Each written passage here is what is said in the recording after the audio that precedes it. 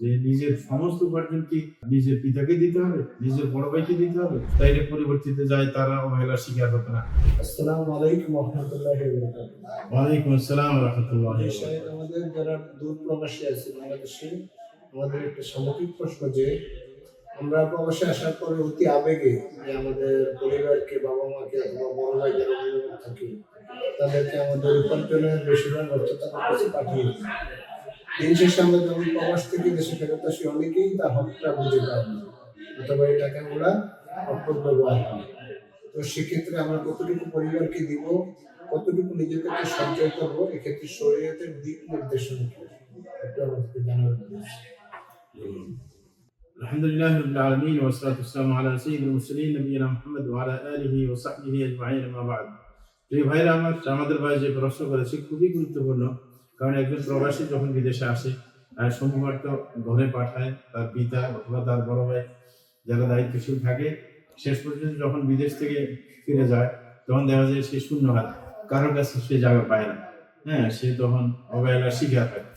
শরীয়ত কি বলে এই ক্ষেত্রে? যে নিজের সমস্ত উপার্জন কি আপনার নিজের পিতাকে দিতে হবে, নিজের বড় ভাইকে দিতে হবে? শরীয়ত কি এটা বাধ্য? আমরা বলি যে এই ক্ষেত্রে শরীয়তের কোনো বাধ্যবাধকতা নেই। প্রথমত বাধ্যবাধকতা এতটুকু আছে, যদি ফ্যামিলির টাকা দিয়ে তাকে বিদেশে পাঠানো হয়, ওই টাকাগুলো ফেরত নেওয়া।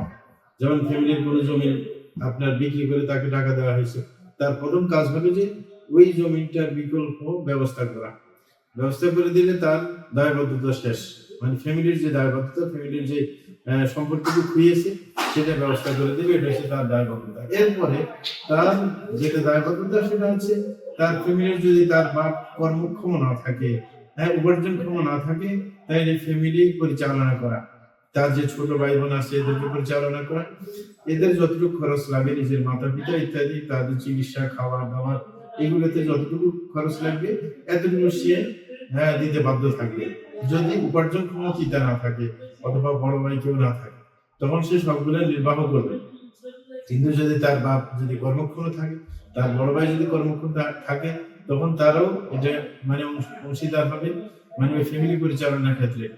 তখন সবাই মিলে একটা আপনার সমন্বয় করতে পারে কে কত টাকা দিবে। এরকম কিছু কিছু ফ্যামিলি আছে যারা বুদ্ধিমান, ছেলে সন্তান অনেকগুলো থাকলে তখন প্রত্যেকের অবস্থান অনুযায়ী পিতা তাদেরকে মানে অ্যামাউন্ট ঠিক করে দেয় যে ওই ছেলে এত টাকা দিবে, প্রত্যেক মাসে ওই ছেলে এত টাকা দিবে। এটা হওয়া উচিত। এই কারণে আমরা বলবো যে বিদেশে যিনি আসছেন তিনি যদি কেউ উপার্জনক্ষম না থাকে ফ্যামিলির, তিনি যতটুকু প্রয়োজন ততটুকু কাজ করবেন, সেটা করতে সে বাধ্য। আর যদি উপার্জনক্ষম অনেকজন থাকে তাহলে সবাই অংশীদার হবে ফ্যামিলি পরিচালনার। এর বাইরে যে অর্থটুকু তার হাতে থাকবে সেটা নিজে ব্যালেন্স করতে পারবে, নিজে জমি জায়গা কিনতে পারবে, নিজে ব্যাংকে সেটা আপনার ডিপোজিট করতে পারে, কোনো সমস্যা নেই। শরীয়ত কোনো বাধ্য করে নাই যে সমস্ত টাকা পিতাকে দিতে হবে, এটা কোনো বাধ্য না শরীয়তের দৃষ্টিকোণে। কিন্তু পিতার যতটুকু প্রয়োজন আছে, তার চিকিৎসা, তার খাবার দাবার, যত কিছু আছে, নিজের ছোট ভাই বোন যারা স্কুল কলেজে পড়ে, মাদ্রাসায় পড়ে, তাদের খরচ চালানো, এটাই বাধ্য সে। এই কারণে এইভাবে যদি কেউ পরিচালনা করতো, বিদেশে যারা থাকে এভাবে যদি তারা নিজের টাকাগুলো আপনার কাজে লাগাতো, তাইলে পরিবর্তিতে যায় তারা অবহেলার শিকার হতো না। অনেক সময় দেখা যায় যে ফ্যামিলি মনে করে তার টাকাগুলো সব শ্বশুর বাড়িতে পাঠিয়ে দিয়েছে, শেষ পর্যন্ত নিগৃহীত হয়। অথচ সে করে নেই, তার টাকা সব পাঠিয়ে দিয়েছে নিজের পিতার কাছে, কিন্তু শেষ পর্যন্ত সন্দেহের বশবর্তী হয়ে সে নিজের জীবন শেষ করে দেয়। মানে বিদেশে থেকে নিজের জীবন শেষ করলো, বাড়িতে গিয়ে নিজের বাড়ি ছাড়া হলো। এরকম অনেকের ব্যাপার আমরা জানি যে নিজে শেষ পর্যন্ত না পিতার কাছে পাত্তা পেয়েছে, শেষ পর্যন্ত শ্বশুরালয়ে গিয়ে উঠতে বাধ্য হয়েছে। তো সুতরাং এরকম করা উচিত না। এই কারণে আমরা এক আদর্শ পিতাকে দেখেছিলাম। আমি যখন আব্দুল বাতনে ছিলাম, পিতা তার বড় ছেলেকে বলছে যে তোমার নামে অ্যাকাউন্ট করে নাও। বিদেশে আসার আগে তার নামে অ্যাকাউন্ট করেছে, ছেলের নামে অ্যাকাউন্ট করে বলছে যে যদি আমার কোনো টাকা প্রয়োজন হয় তোমার থেকে বলে নেবো, নতুবা তোমার উপার্জনের সমস্ত টাকা তুমি অ্যাকাউন্টে পাঠিয়ে দিবে, এটা মালিক তুমি।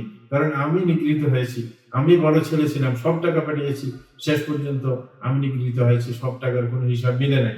এই কারণে আমি চাই না যে তুমি এইভাবে নিজের জীবনকে ধ্বংস করে দিবে। এটাই হচ্ছে আসল।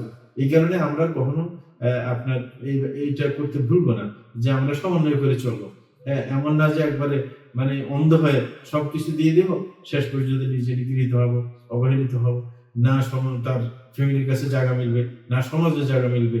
এই হচ্ছে অবস্থা। এই কারণে সবাই আমরা সতর্ক থাকি। জাযাকুমুল্লাহ খাইর।